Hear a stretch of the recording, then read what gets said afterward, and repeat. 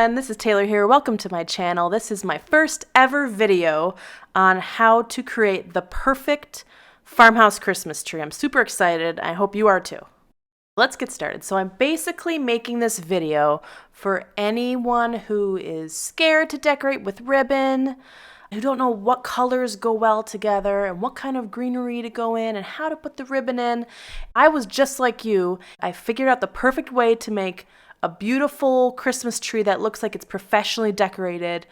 I'm here to help you out to create the Christmas tree of your dreams. Okay, so I made a quick shopping list here for you guys. That way you can jot some things down on paper and bring it to the store, and that way you'll know exactly what to buy. So this is going to be for a 7.5-foot Christmas tree.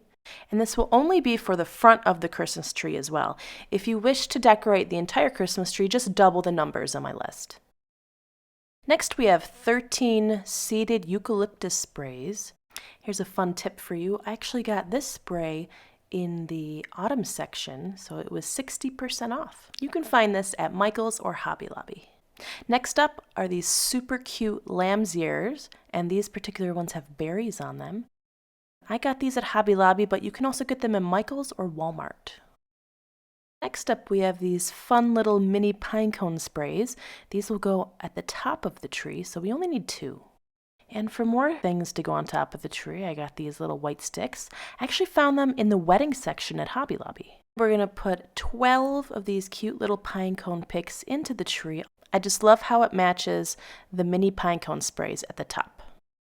And on to ornaments. So here we have a striped hemp ball. I believe it comes in a pack of 4, and I've only found this type of ornament at Hobby Lobby. Up next, we have this adorable cable knit sweater ornament.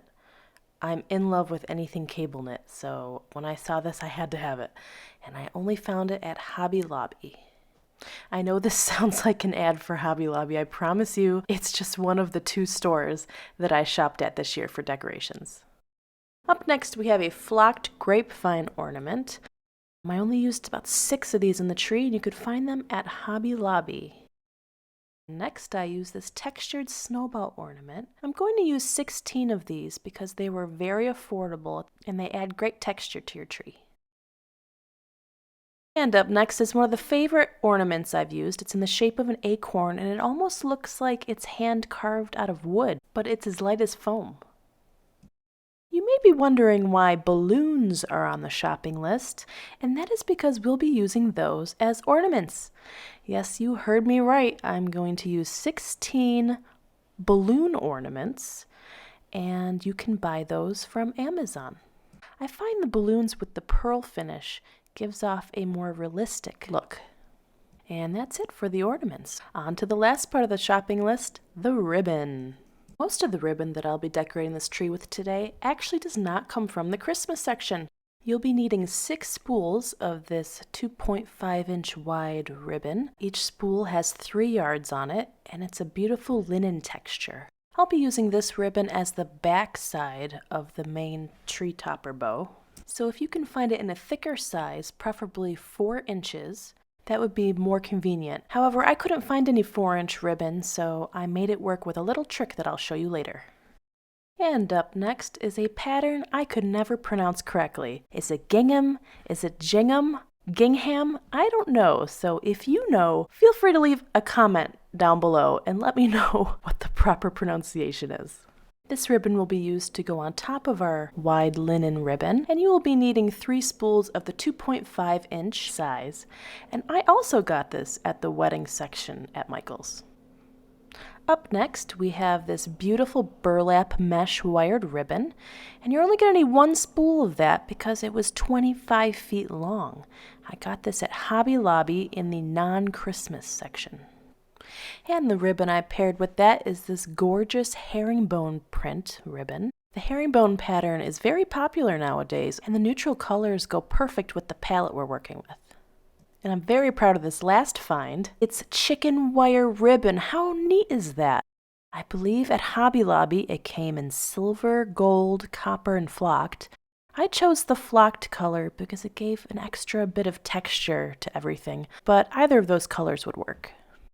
That's it for the ribbon. Now, if you can't find this exact ribbon in the stores near you, that's okay as long as you stay within the same color palette, alter your patterns, and have some solids in there and differ some texture, you should be okay. I'm actually just about to decorate my 13-foot real Christmas tree in my living room, and I'm using a similar color palette, but I'm also adding some cable knit ribbon, some French stripe linen ribbon, and it's going to turn out gorgeous.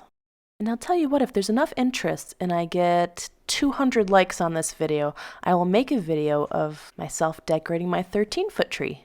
Okay, now that we got that shopping list out of the way, I think we're finally ready to start decorating. I hope you're ready to get your Christmas tree on, because you know I am. First thing you're going to do is you're going to gather all of your greenery and bend the bottoms upwards. This prevents them from poking out everywhere. Next, you're going to place your sprays on top of your tree. You can copy exactly how I did mine, or you can make up your own tree topper. It's up to you. Just make sure you leave a lot of extras because we'll also be putting greenery throughout the tree.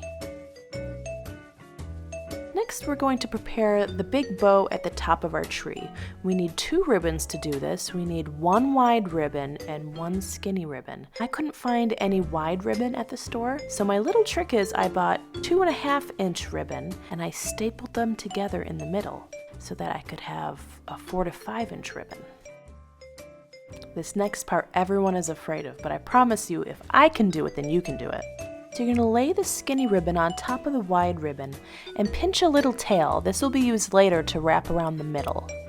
Once your tail is in place, you're going to pinch it lightly with your fingers and you're going to make the first loop of your bow.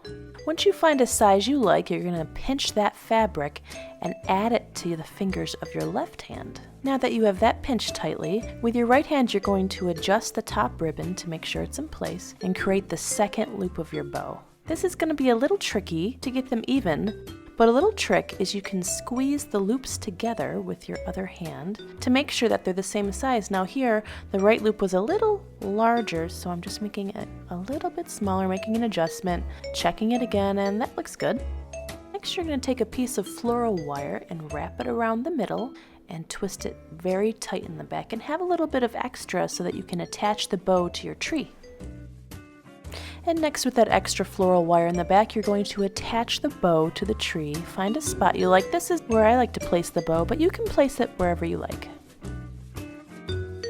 Next, you're going to take the tail of the bow and wrap it around the center of the bow. If you still have any extra tail left, I just hid it behind the center so you can't see it. Next, we're going to place some long loops of the ribbon cascading down the tree. I have a neat little trick to attach the ribbon to the tree. You take a tree branch and wrap it around. It's as easy as that. Now, we will only be doing 2 loops per section of ribbon, and that will break up the monotony of the long vertical ribbons. Doing this prevents the appearance of vertical ribbon stripes down your tree. Once you're done placing your 2 loops, you're going to go back and adjust the ribbon so it looks pretty. Then you're going to trim the ends. After you're done with the first tail, now we're going to work on the second tail of the bow. Combine both ribbons and attach it using a tree branch right behind the middle section of the bow. And next you're going to twist the second tail into place, making sure it's even with the first tail. Don't be afraid to give these loops some extra puffiness. It may look silly now, but once all the decorations are in the tree, it looks great. Once you're done with that, fix the position of the ribbon and make sure there's no staples showing. Now will be the time to fix the placement of your tails because we'll be using those as a guide to place our other ribbons. Next, trim your tails at an angle. Fabric scissors work best, but unfortunately all I had were kitchen shears. Next, place your accent ribbons in between the tails that you just attached and tie them with a branch in the middle of the 2 loops. Continue this pattern until you've made 2 loops with this ribbon. Make sure to fix the positioning of the ribbon as you go. Remember, you want both ribbons to show, so spread them apart. Using the same accent ribbon, you're now going to start your 2 loops directly underneath one of the tails of the tree topper. Remember, we're only working in sections of 2 loops at a time.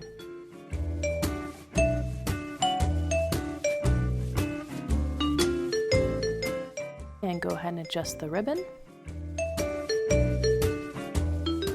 And next you're going to cut your chicken wire into 22-inch sections and place those in the tree wherever you find an empty spot. Next, you're going to place your greenery at a downward angle wherever you find space to do so. You can never have too much greenery. Next up is my favorite part, the balloons! So you're going to want to blow up 16 balloons about 5 inches in diameter. You may all be wondering, but won't they pop? Don't they smell? And how long do they really last anyways? To be honest, I have heard horror stories from other people about balloons and trees, but I've had nothing but good luck with these balloons. They don't pop, they last about a month, they don't smell, and I'll put the link for these down below.